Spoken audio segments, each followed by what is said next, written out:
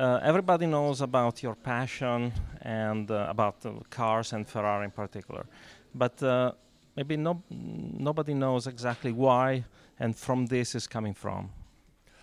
Well, when I was young, I was very lucky. I lived near Mr. Canetti, the Ferrari dealer, and I used to ride my bicycle there and watch him both sell street cars, but also take street cars and turn them into race cars.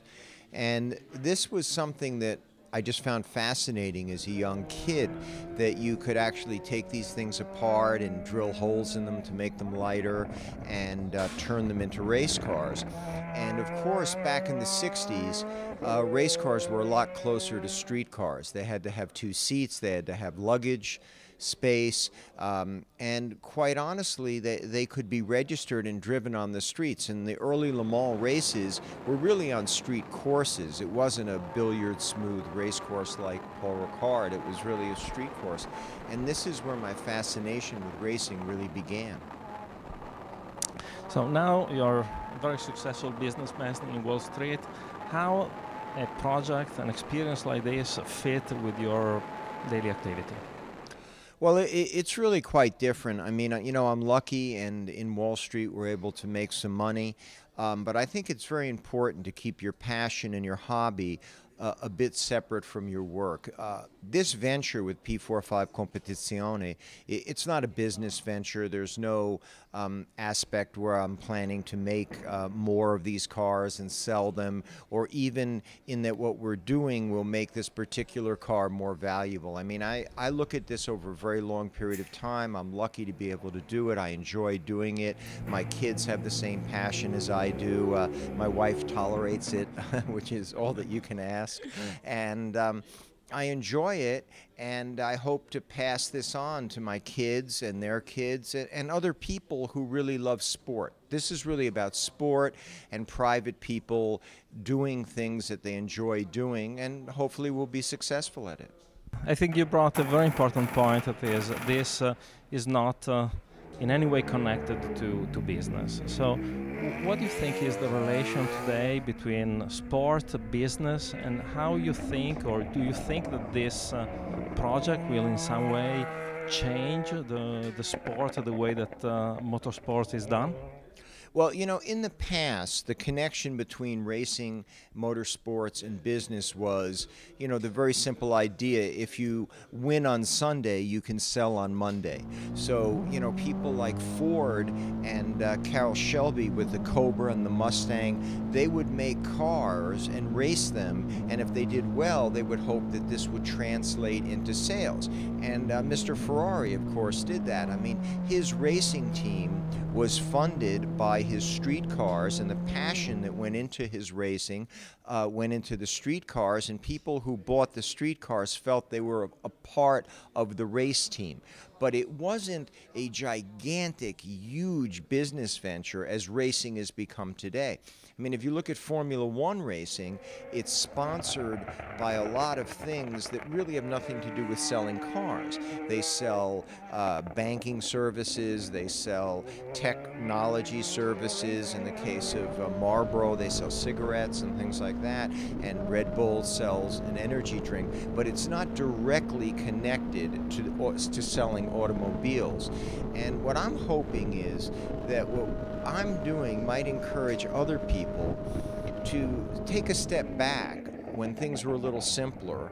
And, obviously I can't spend the kind of money that the factories can spend, but I still think we'll have a lot of fun, and we'll put on a really good effort, and who knows what might happen, and that's what I'm hopeful, that this will encourage other people to enter auto sports for the sake of sport, as opposed to some gigantic business venture, to sell energy drinks.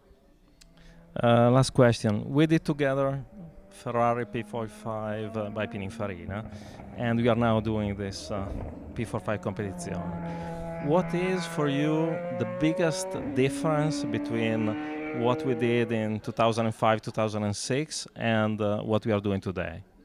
Well, I think the interesting thing is that the whole experience of Ferrari P45 by Pininfarina, was fascinating in that I got to see how a car was designed, how a car was engineered, and how a car was made to be practical and usable for its end use, which in that case was as a Grand Touring road car. I mean, the thing I'm proudest about that car is that when it was done, I could take it and drive the historic Targa Florio in the rain, up in the mountains. It didn't overheat. It had air conditioning. Meg went with me. She could plug in her iPod, and we listened to operas. We drove through the Sicilian mountains. It was a fantastic experience. And in a competition car, you're doing similar things but different things. You know, you have a very strict set of regulations that you have to meet because the race people want to keep there to be competition, not to have one person have an incredible advantage because they spend so much money. So it's following the regulations. It's also the incredible acquisition of data. I mean, that's been the biggest difference to me. You know, our technical sponsor Pirelli has put in so much effort in bringing so many different kinds of tires and then having all of these sensors on the car and the computers to analyze the data and then to remake the tires so that they'll be more efficient both in the racing but also in the endurance, because we have to go a certain number of laps before we pit or we'll be non-competitive. And I think it's the whole spirit of the team. I mean, from the mechanics and the engineers and everyone working together, but getting information and then acting on the information and changing it. I mean, this car has changed so much in the short time it's been alive in terms of, you know, little tweaks to the aerodynamics, to the entrance, to the brakes, to the front end, to the aerodynamics making it stick to the ground versus having it not, you know, be too inefficient for fuel and things, managing the fuel so that we can go the number of laps we have to do. So it's been a fantastic learning experience for me, really. Anything else for our fan in Facebook and YouTube? Well, I think the great difference in what we did was enabling fans to be a part of it. I mean, right from the beginning, we put what we were doing on the net. We have a lot of videos, we have a lot of photographs, and I really think that the fans could become a part of the whole thing and see the process, see the car go from drawings to the Ferrari 430 Scuderia we started with, and the Ferrari GT2 we started with, and then the melding of those two cars and the equipment and the pieces. And they could be a part of it and learn about it, and I think that was a great thing. And I hope in the future that more manufacturers present these projects as they're being created, and I think it's a very interesting thing for fans.